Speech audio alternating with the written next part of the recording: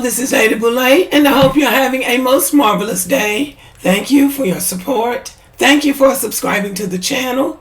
Thank you for your thumbs up, for your comments, and thank you for sharing the videos. Thank you for all you do to support the channel. And yes, we are commanded to love one another, whether we want to or not, or whether we agree with each other or not. Well, I'm going to start this video with a question, and anybody can answer it in the comment section who wants to. And this question is, why don't black men give each other advice? Everybody and his cousin wants to give black women advice, but we don't ever hear anybody giving black men advice, even other black men. Tyler Perry just pissed a whole lot of black women off a few days ago by telling black women that if you like a man and all he can do is pay the light bill, that's fine. But nobody ever asked the black man, why can't you pay anything but the light bill? But back to my question, why doesn't anybody give black men advice? Now here's why I'm asking this question. This man's name is Mel Tucker. He is presently, but soon to be, the fired head football coach of Michigan State University. Michigan State is a Big Ten university, meaning they have a prestigious athletics program, and they are a very important research university with very high academic standards. So it is a big deal to be the head coach of Michigan State or any Big Ten university. So this is the story that USA Today reported on September 1st.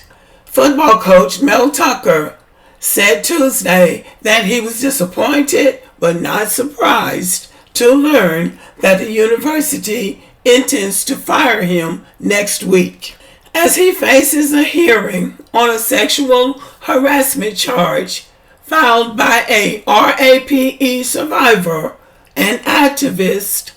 Tucker called the entire process a miscarriage of justice. He said the university does not care about his rights or the truth. So anyway, nobody's listening to a black man when a white woman says he did something and then he wants to tell the truth. As far as they are concerned, they already have the truth. The white woman said it. So what it comes down to, this man is being fired from his job for the same reason that most black men in these positions get fired from their jobs. A white woman claims sexual misconduct on the part of this man. Now, he said it was consensual. The woman said it was not, and she is a RAPE survivor. So naturally, the university and the public sympathize with her. So the reason I'm reporting on this is because this is something that comes up over and over and over again with black men. One of the reasons that black men keep getting caught up in these things is because he might be right. Whatever transpired between him and this woman might have been consensual. And whether it was or not doesn't matter.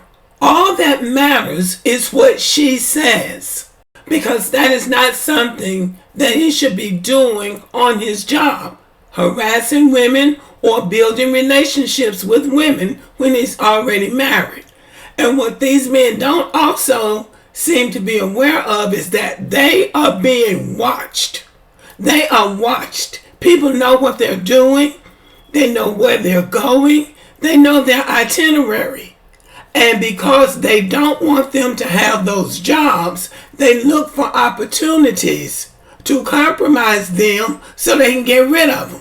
And the question is, do black men not know this? We saw what happened to Ime Udoka, who was fired from the Boston Celtics team for allegedly having an affair with a white woman. And then Michael Irvin, a sportscaster for ESPN, when just a few months ago, a woman set him up and he really was innocent and he still lost his job. He took them to court and he won a large settlement from ESPN. And that lets you know they don't care whether you did it or not. All they care is, what did the white woman say? This black man, white woman taboo goes all the way back to the slavery days. White people never liked it, and they still don't. Even more so now, because they're at a 0% population growth. And it's not just about the white women. It's also about the jobs. They do not want black men coaching the Big Ten colleges or any of the big leagues in college football or basketball or any of the professional teams. They do not want black men coaching those sports. Those are white men's jobs, as they have set them up to be. They used to say that black men couldn't coach. They just weren't good coaches. So that's why they didn't get the job. But what we see now is that even when they're winning, even if they are a good coach, they still get sacked. And if they can't get them on their record, they're going to send some Becky in to set them up because they never get the memo. It's almost as if they don't think Becky would do that to them. They really think Becky loves them. So that's how come they get caught. A black man in a position like this should never be left alone with a woman. And it wouldn't hurt if he wasn't left alone with anybody. When I taught school years ago, when all of this started coming up about teachers bothering students, our principal told us, don't be alone in the classroom or anywhere else with a student. Always make sure if a student is in your classroom working during PE or some other time, leave the door open and you always stay in sight. And that's how you protect yourself. If black men could advise each other or talk to each other, someone would tell black men, stop getting the big head when white people give you a little foot in the door. Because they're testing you not only on your job performance, but also on your character. And the first time it looks like you're going to really be successful, a white woman is going to show up. It doesn't matter whether you're married or not. They're going to show up. They might show up because they really like you, or they might show up because, okay, it's time for us to get rid of that Negro. So, okay, Becky, you go in there and do your thing. And they never understand the game. The next thing you know, they're embarrassed. Their name is in the paper. They're fired. And their wife, because it's usually a black woman, because they're not even going to hire a black man with a white wife. Because they made it clear, we do not want that to be the standard in this town. So he's going to have a black woman, and she's going to end up embarrassed, and the children are going to end up embarrassed because daddy did not have sense enough to go there, do his job, and comport himself like a gentleman who wanted to keep the job. These are desperate times, and the white public to a certain extent has lost patience with black men. That is why you see so many black women in corporate America instead of black men. Because black women don't pose the same threat to the white family structure. Because that's what it's all about. This is about protecting the white family structure. That's priority number one. But priority number two is protecting the white man's job. Because white men want these jobs. It's just that simple. And if a white woman brings a charge against you, they are going to believe her. It doesn't matter what you say. And to say that it was consensual acknowledges that he did something, that something happened. And he is a married man. So they could get him on the morality clause if they wanted to. And this is why they don't want black men in professional coaching or college coaching. Down here in the South, with these big colleges, they make it very clear to black men who want to coach in these colleges, do not bring a white wife. And if they do, they're not going to get hired. They don't care how good a record you have. And they don't care how good of a coach you think you are not going to get that job.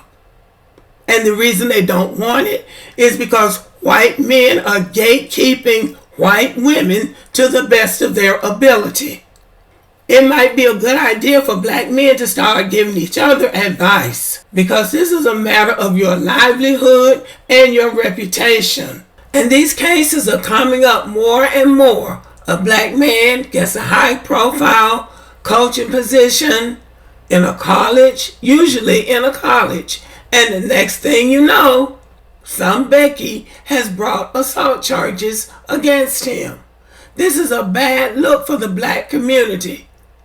If black women being overweight and wearing weave is a problem, then black men always getting caught with his hands in the cookie jar or up somebody's dress is just as big of a problem, and they need to fix it. So instead of focusing so much of their time on black women, black men need to start minding their own situation and trying to help each other. Because I don't care if it is 2023, the same rules apply. So this is not about racism. It's not about unfairness. It's not about not adhering to affirmative action. This is each man being responsible for his own behavior. That's what this is about. But okay, y'all, let me know what you think about this. Subscribe to the channel, give me a thumbs up, leave a comment, share the video, and as always, have a great day.